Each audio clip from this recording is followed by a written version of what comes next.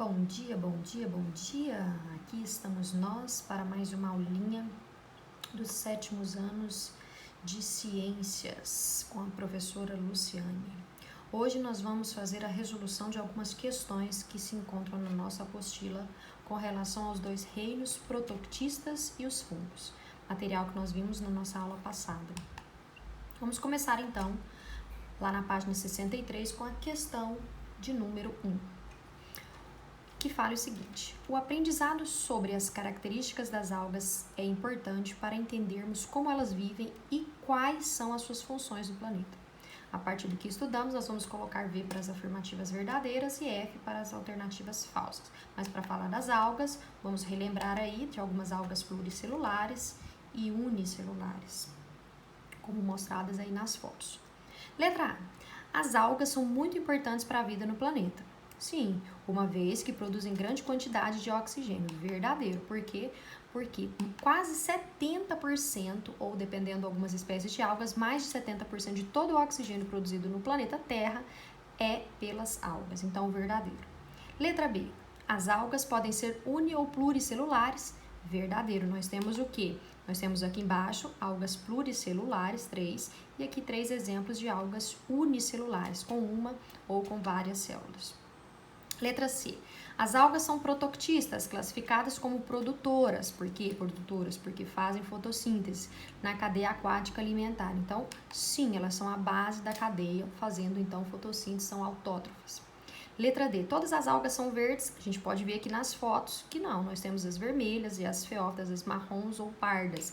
Então, mesmo elas tendo o pigmento clorofila, tá? Nem todas são verdes. Letra E. As algas vivem exclusivamente no mar?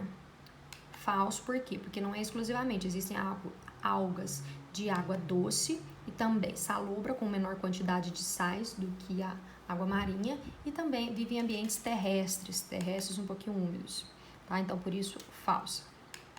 Segunda questão se encontra na página 63. O que você já aprendeu sobre as algas? Some os números das alternativas corretas e corrija as incorretas. Vamos começar então na primeira frase, que se nós estiver correto, nós vamos somar 2.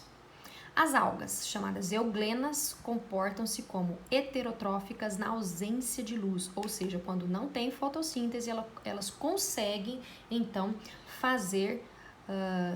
produzir tanto seu próprio alimento na presença de luz, mas na ausência elas se alimentam de outros micro-organismos aí, por exemplo, na água. Então elas conseguem sim se alimentar aí, por exemplo, de sais.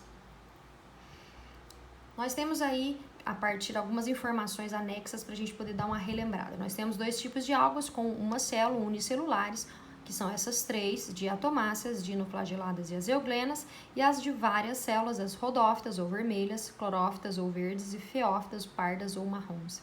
Então as euglenas, elas conseguem sim sobreviver na ausência de luz, se alimentando de matéria orgânica presente aí nas águas. Então, por enquanto, a gente soma 2.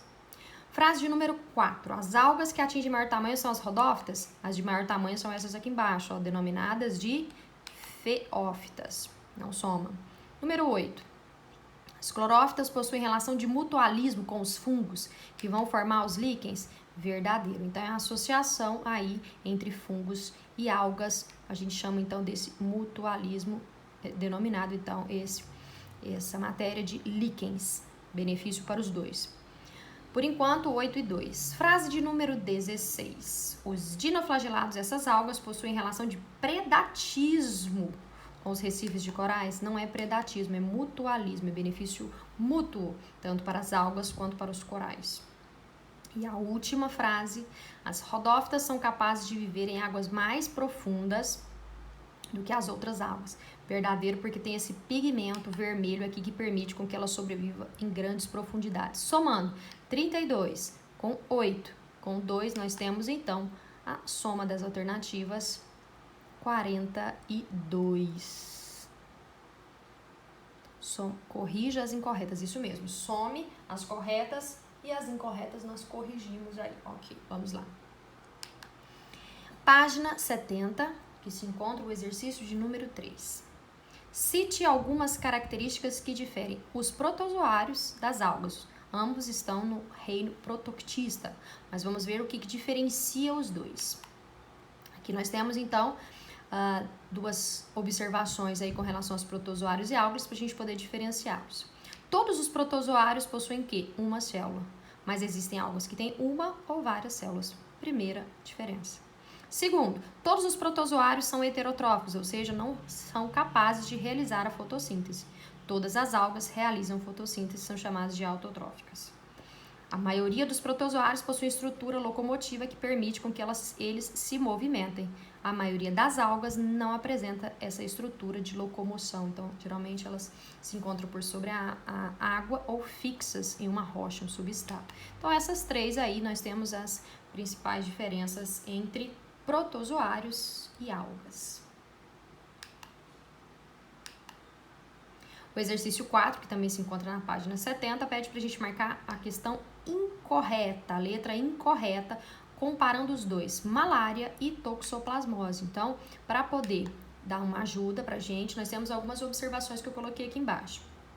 Como que se pega a malária? A malária, pela picada desse mosquito aqui, a gente chama de mosquito prego, pica uma pessoa contaminada e uma sadia. Já nós temos a toxoplasmose, é quando a pessoa vai ter contato com água, alimentos contaminados, com as fezes, nas fezes dos felinos apresenta então o protozoário. Então os dois são vetores, tá? Eles carregam o protozoário dentro do seu corpo. Letra A. Os protozoários causadores das duas doenças são esporozoários? Sim, ou seja, são protozoários que não têm capacidade de se locomoverem. Então, os dois, tanto esse plasmódio quanto o toxoplasma.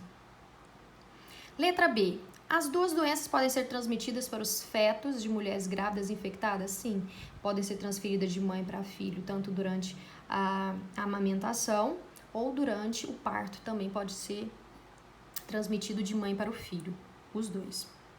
Letra C, a profilaxia das duas doenças é não se alimentar, ou seja, como que a gente evita essas duas doenças? Não se alimentar de carne crua uma passada?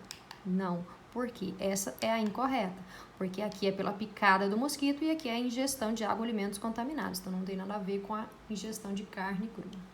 E D, os protozoários são do reino protoctista, são sim todos os protozoários juntamente com as algas, estão neste reino protoctista. Então, vamos marcar a incorreta, letra C. Página 79. Na página 79, nós temos aí perguntinha. Os fungos são organismos relevantes para o meio ambiente e para o ser humano. Cite qual é a importância deles. Não vamos citar uma importância só, tá? Vamos colocar o que nós vimos na aula passada, diversas importâncias. Vamos lá. Dentre eles, degradação de matéria orgânica, fazendo com que os nutrientes, tá, sejam ciclados aí, devolvidos aí para o solo, para as plantas absorverem, entrar aí na cadeia ambiental. Servem também como indicadores biológicos, como por exemplo aqui nós temos líquens, que é a associação entre algas, o verde, e aqui esse bege aqui os fungos, tá? Então benefício mútuo para os dois.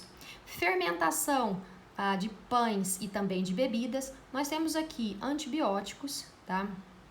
No caso aqui de medicamentos, e aqui nós temos diversos produtos utilizados aqui na alimentação, que são os cogumelos, várias espécies de fungos comestíveis usados na alimentação e também, além dos cogumelos, também usados aí, tá, na fabricação aí de queijos. Então, fungos usados aí, riquíssimos em nutrientes, usados na parte de alimentação nutritiva.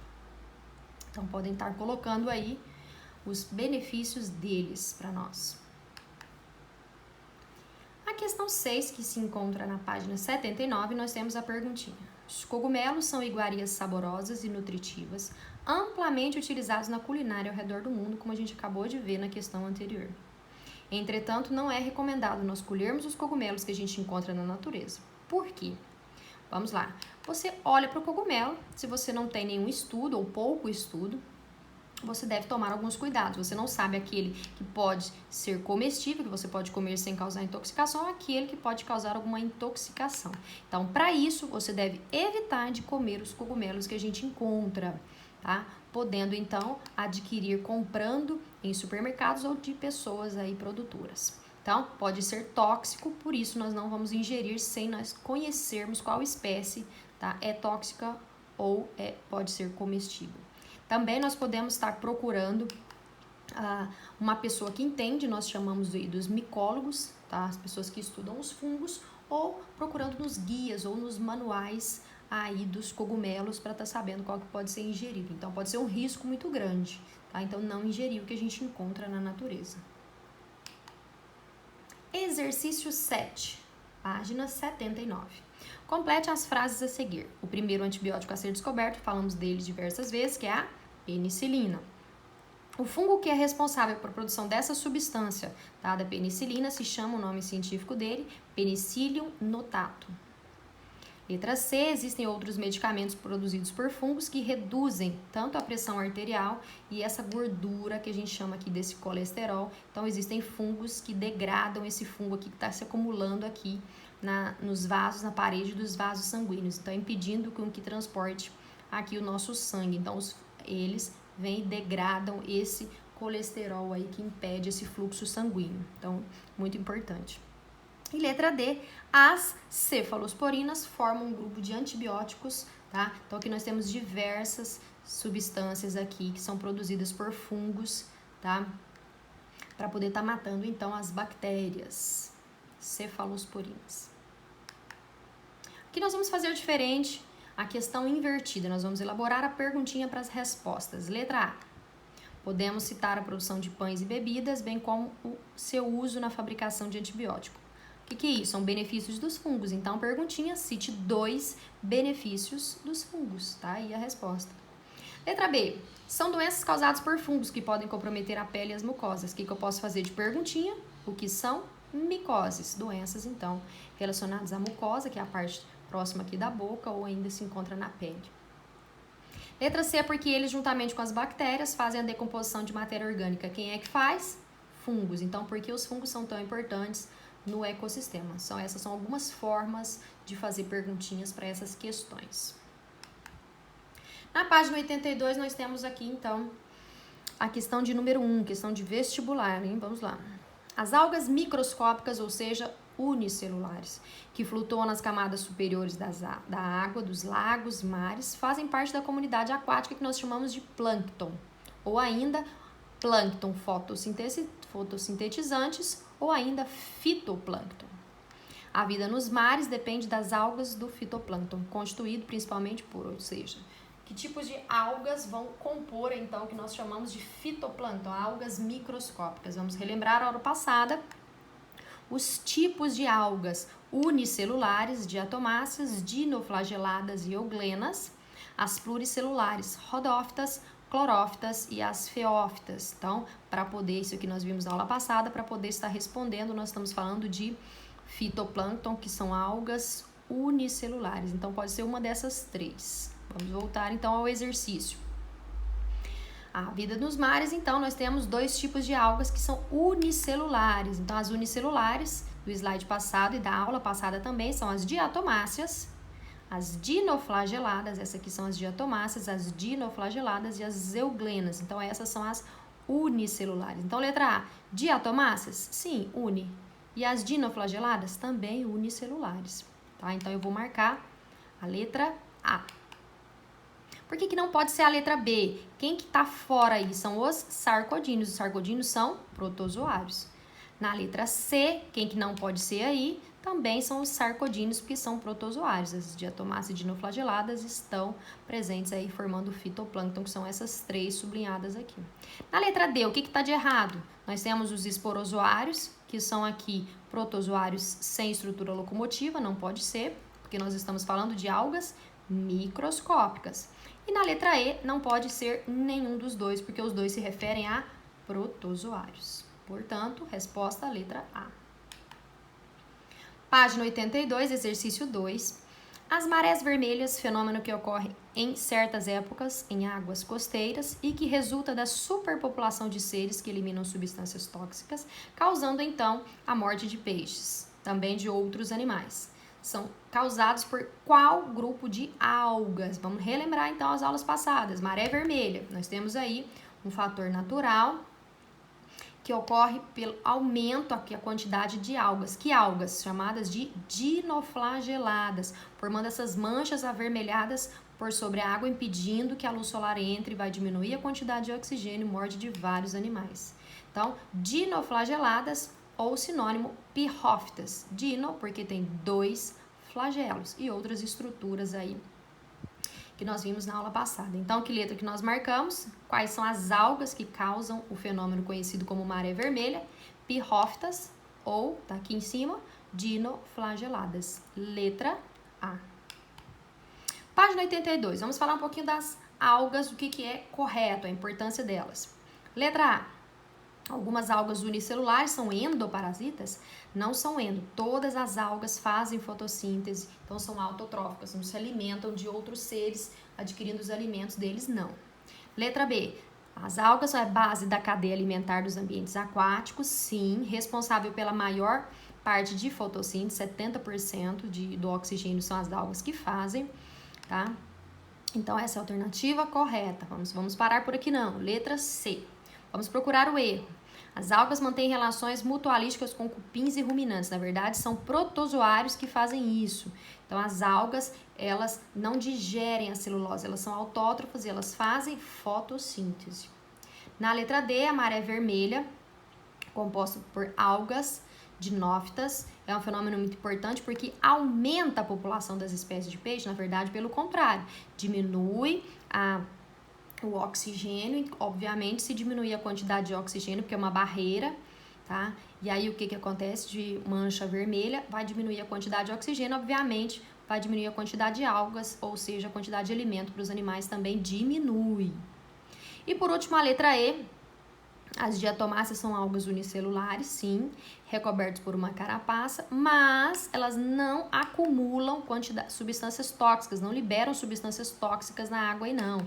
Na verdade, elas liberam, então, o que a gente chama, então, essas substâncias rígidas, que a gente vai denominar essa rocha de diatomito, que fica no fundo do mar aí, tá?